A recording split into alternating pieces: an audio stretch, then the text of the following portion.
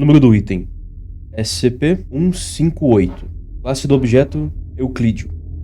Procedimentos especiais de contenção. SCP-158 está instalado na Sala de Operação 07, na área de Biopesquisa 12.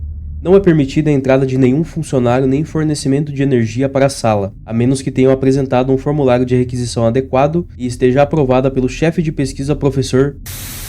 Os funcionários que desejarem utilizar o dispositivo devem solicitar e ler todo o manual de instruções transcrito na íntegra. Durante a utilização do dispositivo, 2 guardas armados precisam permanecer em aguardo fora da sala durante todos os momentos. Em caso de um acidente, toda a energia deve ser cortada da sala imediatamente e os guardas devem examinar a sala cuidadosamente para detectar quaisquer sinais de má conduta. Má conduta será punida de forma decidida pelo chefe de investigação, dependendo do caso.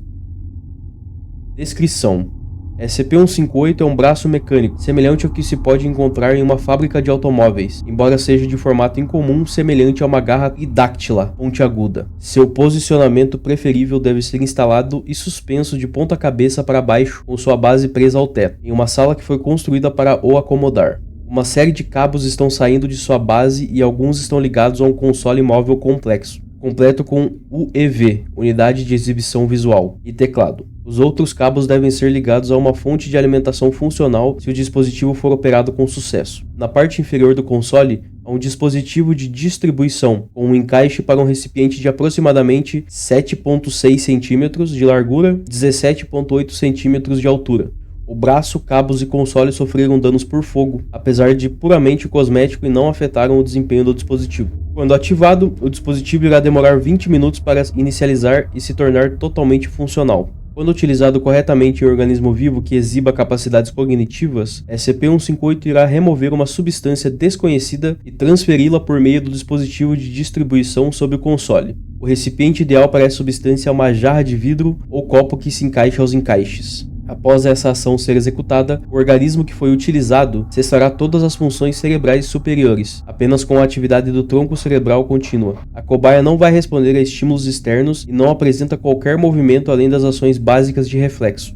A substância retirada é gasosa, embora sua aparência geral e as propriedades diferem de indivíduo para indivíduo. A substância é uma fonte indevida de energia cinética, elétrica, calórica e luminosa. Embora a taxa de saída, como dito, difere de indivíduo para indivíduo, a média é relativamente baixa. O dispositivo foi encontrado no final de 2017 dentro de um hospital queimado que estava em desuso aparentemente por um grande período de tempo perceptível. Junto com o dispositivo havia um manual do proprietário bastante danificado, que continha instruções sobre como usá-lo. Estas instruções já foram transcritas e copiadas várias vezes, com uma única cópia sempre presente na sala de contenção. Enquanto as instruções apontam claramente como manter e utilizar o dispositivo, os capítulos narrando quem o construiu e o que exatamente fazia foram muito danificados para serem lidos, o que requer um processo de tentativa e erro para encontrá-los. Notas adicionais. O dispositivo também é capaz de reverter a extração, colocando a mesma ou uma substância diferente de volta no indivíduo. Quando essa ação é executada,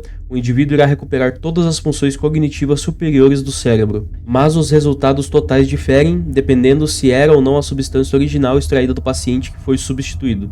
Adendo 01. Dr. sugere a experimentação com funcionários de classe D e equipamentos eletrônicos, para tentar reproduzir SCP-168, SCP-1875, SCP-2306 ou fenômenos semelhantes. Adendo 01-A. Inspirado pelo adendo anterior, Regulador teve a ideia engenhosa de usar SCP-158 em um sujeito a teste, e então expor o cadáver a SCP-217, até que o vírus siga o seu trajeto e, finalmente, reinjetar o conteúdo de volta para o corpo modificado. E estão extremamente animados com essa proposta e marcam um encontro com todos os 12 para discutir os benefícios a longo prazo de tal técnica. Registro de experimento 158-AA. Registro de experimento de Dr. Heinrich Dritsch, um pesquisador médico designado para SCP-158. Data: 2008.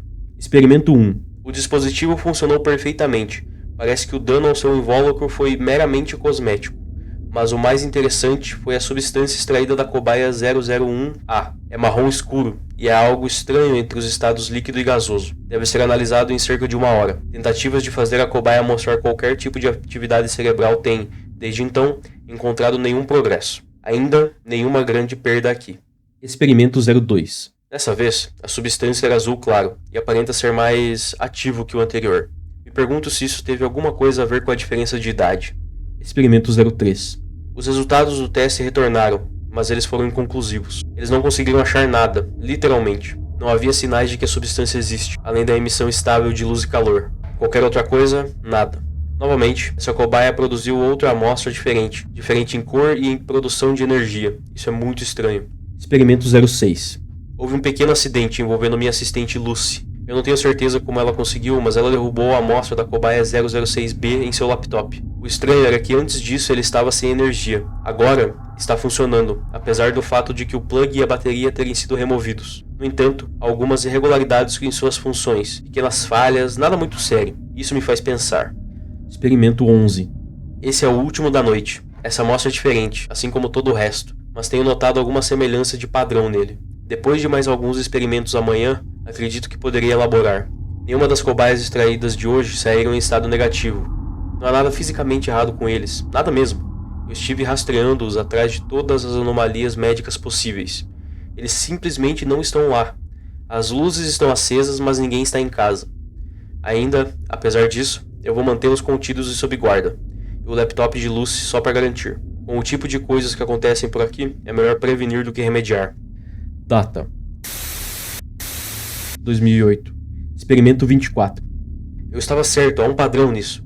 Eu tenho quase certeza de que as irregularidades na produção de energia são causadas pela idade e vitalidade da cobaia.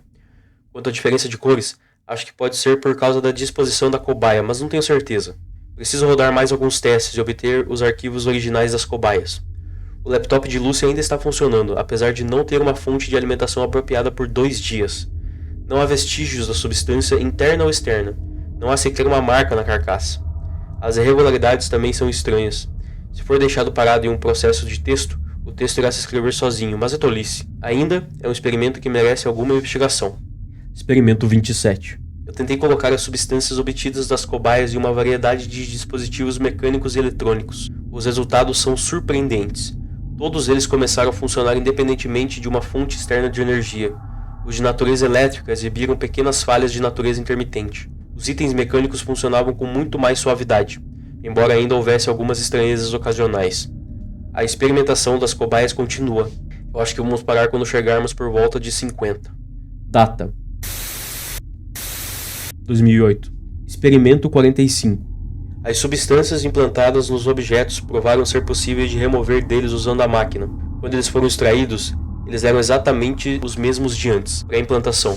Nós poderíamos usá-los como um tipo de energia infinita, mas teríamos que encontrar uma maneira de superar as discrepâncias constantes de comportamento. Eu deixei o original no computador da Lucy, para grande desgosto dela. As falhas aparentam estar mais frequentes e mais específicas. Agora, ele abre o processo de texto sozinho e digita frases coerentes. Eu o salvei em um arquivo para fins de pesquisa. A câmera e o microfone se ativam sozinhos, e tentam permanecer ligados independentemente das tentativas de desligá-los. Depois de fazer isso por um tempo, o processador de texto abriu e digitou as palavras: "Pare com isso, seu cuzão. Estou enviando para teste de Turing." Data: 2008. Experimento 49.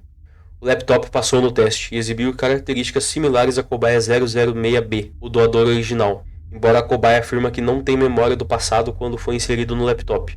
Isso confirma minhas suspeitas. Contra todas as razões lógicas e científicas, SCP-158 é um dispositivo que extrai o que a maioria das pessoas chamaria de alma. Isso apenas abre as possibilidades da experimentação. Essa sessão, entretanto, acabou. Nota: Dr. Dritch é promovido a chefe de estudos sobre SCP-158. Experimentações futuras de SCP-158 e seus produtos irão continuar.